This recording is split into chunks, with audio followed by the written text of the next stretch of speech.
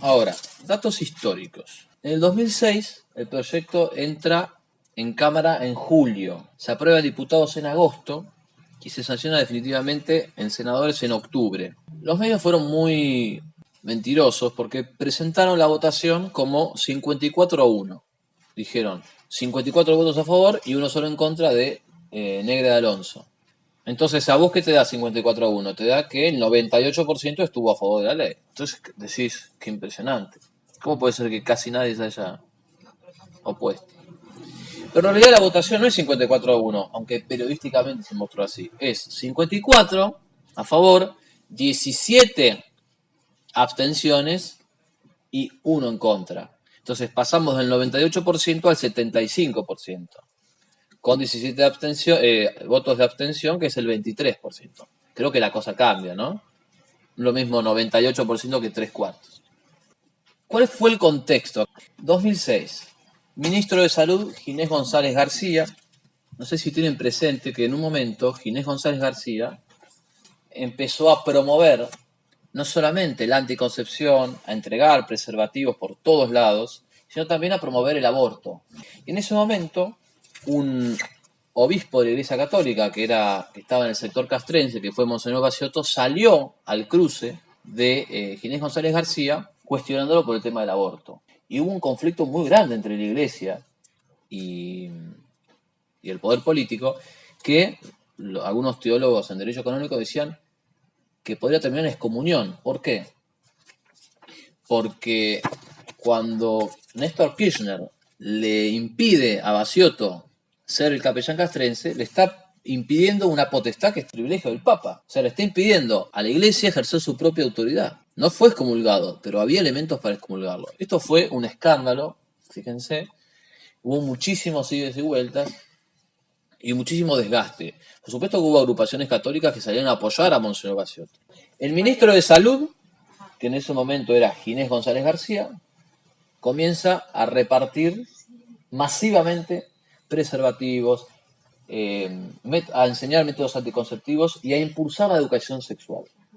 Además de eso, promueve el aborto. Y ahí es donde le sale el cruce con Monseñor Baciotto. Les cuento algunas cosas. El Día del Estudiante, vieron que es el 21 de septiembre, que siempre, nunca falta, ¿no?, los avisos publicitarios. No tuvieron mejor idea, en el 21 de septiembre del 2004, que repartir 300.000 preservativos en todo el país.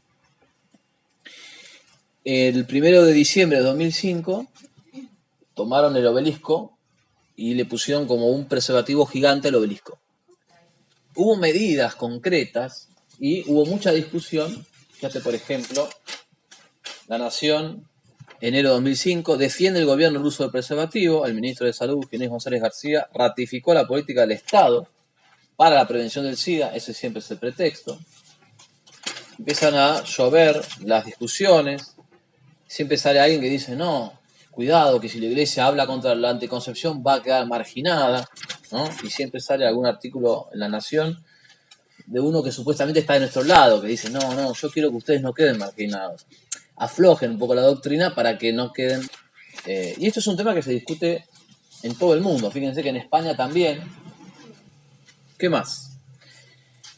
En el contexto había muchos motivos para preocuparse, porque Ginés González García promovía anticoncepción y en un momento recibió a la madre de una joven que, con autorización judicial de la Corte Suprema de la provincia de Mendoza, se había practicado un aborto. Esa Corte Suprema de Mendoza dejó sin efecto la resolución de la Segunda Cámara de Apelaciones. Es decir, el Poder Judicial le dice que no. La Cámara Superior de Mendoza, el Tribunal le dice que sí. Y luego viene el poder político y se abraza con la madre. Eso, en política, son gestos que tienen un valor simbólico enorme. Es decir, no me interesa el tema de la vida. Si yo recibo a la madre que acaba de matar a su hijo, y si políticamente la abrazo y digo, al fin, tus derechos reproductivos se han respetado, ¿qué quiere decir eso? En lenguaje liso y llano, ¿sí? Que yo estoy a favor del aborto. Entonces, cuando disfrazaron el obelisco de preservativo, también Ginés González García se disfrazó con algunas otras personas vestidas de preservativos y como él aprobaba el aborto, fue criticado como Ginés González genocida. Les muestro esto para que vean que en su momento se atacó a, no solamente a Ginés, sino a Néstor Kirchner. Aborto, el Estado homicida. Y en el 2006, en octubre, poco después de la sanción de la Ley de Educación Sexual, desde Cabildo, Antonio Caponeto habla concretamente de resistencia activa ante la tiranía. Y llega a decir que Kirchner, por todo lo que venía haciendo, era un enemigo de Cristo, de la fe católica y de la patria. 2006. ¿Cuánto que les quiero decir? Que esto fue denunciado en su momento. No es que nadie lo vio. Incluso yo tengo los datos que yo he sacado acá, los saco también de otra publicación que se llama Notivida, a cargo de Mónica del Río, que es una de las personas que hace el seguimiento legislativo más prolijo y minucioso desde el 2001. Desde el 2001 que Mónica del Río viene comunicando todas las medidas contrarias a la cultura de la vida. Casi 20 años de esto. Por eso es que yo no puedo entender que haya personas que tengan mucha información y que por ahí tengan menos difusión que otra que llegó hace 20 minutos, que tiene mucha buena voluntad, pero que no maneja la misma información y no tiene los criterios. Ministro de Salud, Ginés González García.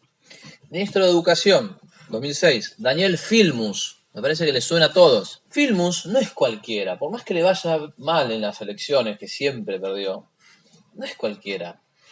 Es miembro del Consejo Consultivo de la UNESCO. O sea, es un tipo de nivel internacional. Y era importantísimo Filmus porque, según la ley, los contenidos de educación sexual iban a ser definidos por el Ministerio de Educación. Es decir, Filmus iba a ser el que definiese qué se entendía por educación sexual. En el Poder Ejecutivo, ya vimos salud, educación, estaba Néstor Kirchner, aliado con las madres y abuelas de Plaza de Mayo, aliado con los que fueron montoneros. Había una reivindicación indirecta del terrorismo guerrillero, una persecución de las Fuerzas Armadas. Fíjense el marco político. En salud, Ginés. En educación, Filmus. En la cabeza del Estado, Néstor con su inagotable ambición. Sus aliados ideológicos. ¿Ustedes qué hubiesen esperado de esa ley de educación? O sea, lo peor. No podía salir algo bueno. En el marco legal. 9 de agosto de 2006 se sanciona la ley de contracepción quirúrgica. 2010, el mismo gobierno impulsa el matrimonio igualitario. 2012, ley de identidad de género. En el 2006, a principios del año, en Neuquén, se reformó la Constitución Provincial para introducir anticoncepción, aborto y homosexualidad. Pero como no lo pueden decir así, con estas palabras, utilizan los eufemismos derechos reproductivos. Derechos sexuales. La sexualidad no genera un derecho, pero ellos utilizan derechos sexuales. Y nunca falta perspectiva de género. Cuando vos escuchas perspectiva de género, algo huele mal. O sea, son términos que no representan las cosas.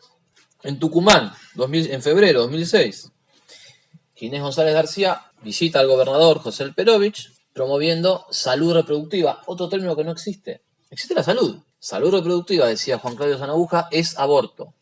Pero para no decirlo, utilizamos un término que es equivalente.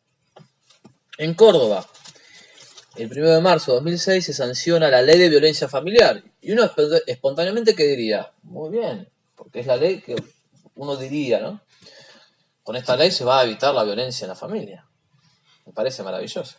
No, porque el concepto de violencia para los grupos feministas es impedir un aborto. Por ejemplo, nosotros que intentamos impedir un aborto en el Rivadavia, ejercimos violencia contra la mujer. ¿Por qué? Porque para ellas el aborto es un derecho. Si yo te impido un derecho, te estoy violentando. Salvar una vida es violentar a alguien. ¿Se dan cuenta? Intentar salvar una vida de un bebé indefenso es convertido en este marco legal como un delito. Estoy impidiendo un derecho. Ustedes tienen acá el ministro de Salud, el ministro de Educación, Neuquén, Córdoba, Tucumán, el Poder Ejecutivo, las Madres Plaza de Mayo, los montoneros. O sea, se va armando una cosa que el que lo ve fragmentar, dice, el que no sabe el contexto dice, bueno, esto es solamente una ley, bueno, no hagamos caso, hagamos la nuestra, y lo subestima. Cuando ves todo el contexto, te das cuenta, y mira, y acá y el otro bando no se movió nada, entonces está listo para ser destruido. Una de nuestras grandes limitaciones, en el campo provida, el católico, así, llamémosle tradicional, es que nos quedamos en análisis particular de esto. Y no vemos que hay un contexto político que es cada vez más grave, que el otro lado se va moviendo fichas, que el otro va poniendo piezas, que el otro va trayendo gente importantísima, de la UNESCO, de acá, de Tucumán, que se mueve, y nosotros nos quedamos así, o no sabemos, o no estudiamos, o pensamos que podemos solucionarlo con una consigna frívola. Y esto es una cosa en serio, ¿sí? Hubo reacciones. El obispo de San Justo, el 18 de septiembre, le manda una carta a Daniel Scioli, que en ese momento no era el novio de ninguna vedette, sino que era el presidente del Senado. ¿Sí? Monseñor Jorge Lona reacciona 2 veces. Escribió un libro muy bueno contra la comunión en la mano, el 21 de septiembre de 2006 y el 6 de octubre de 2006. Les decía que Notivida hizo un seguimiento legislativo increíble. Vayan a Notivida. Más de la mitad de esta charla es la organización y la estructuración de datos que yo saco de Notivida. Es lo más serio que hay y es nuestro. Cuando digo nuestro, es de nuestro palo. Vayan a Notivida.